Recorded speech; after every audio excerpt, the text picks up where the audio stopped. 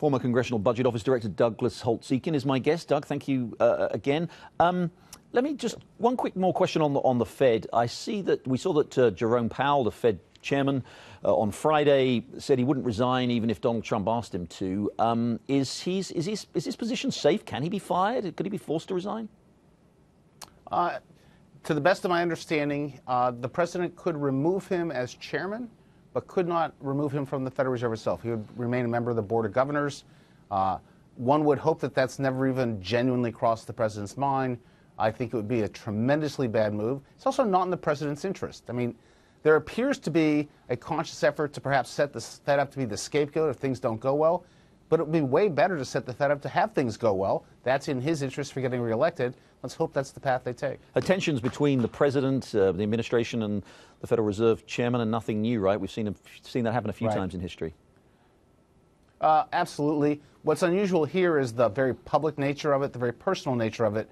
You know, that is this president using his Twitter account to publicly attack in a very personal way. But on policy differences, many presidents have had differences with Fed chairman. You know, many Fed chairmen have visited the president in the Oval Office. That's not unprecedented.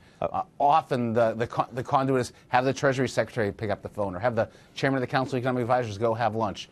The feelings are usually made known, and the Fed generally ignores them. I wonder if Ronald Reagan had a Twitter account, whether he'd have been tweeting about Paul Volcker back in the 1980s. He was considered the great communicator of his day, right? He was, absolutely. Who knows? Sure. Yeah, he would have found a way to do it. Quickly, staying on Washington, I want to talk about the deficit. The U.S. is running a huge deficit. It's going to be about $1 trillion in the current fiscal year. It's about 5% of GDP. I think I'm right in saying that never in outside war or recession has the federal government run a deficit that large. You used to run the CBO that looked at these numbers. What's going on there? Should we be worried about that? I'm worried about it. You know, as I tried to say earlier, I'm quite optimistic about the strength of the economy through 2019. But past that, this is a big concern.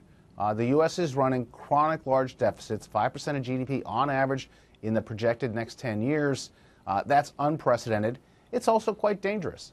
It runs the risk of crowding out private sector activity and diminishing growth. It runs the risk of creating strains in the financial system.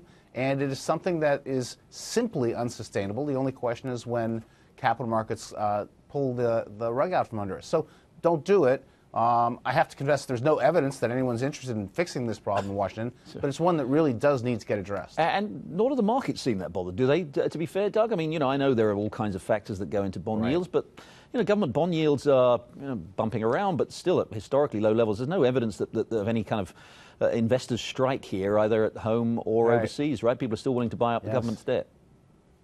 Bring back the bond market vigilantes. I mean, no, there's nothing like that.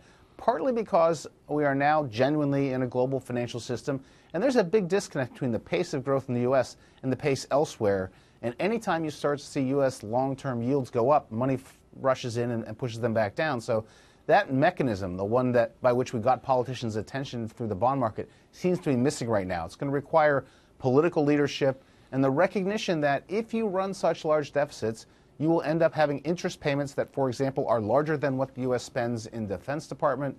They restrict the ability of lawmakers to do things that they like to do. New initiatives can't be pursued. Those are all good reasons to get this under control outside of economic warnings out of the bond market. Very quickly, Doug, because it's going to have to be the final question and answer. What can be done? I mean, much of the spending obviously is fixed. It's entitlement spending.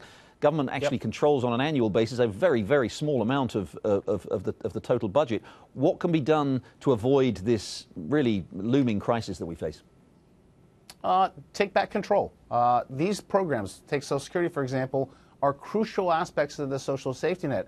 And right now, they are providing economic instability. They're no longer solving the income insecurity. They're creating it. So let's have a Social Security program that doesn't cut people's benefits by 25% in a little over a decade. Let's have one that's financially sustainable, does its job for beneficiaries, and does not bleed red ink. Thank you. This is something that Congress needs to do. Doug, going to have to wrap you there, Doug. Thank you very much indeed, Doug Holtz-Eakin. Thank you. Thanks for joining us.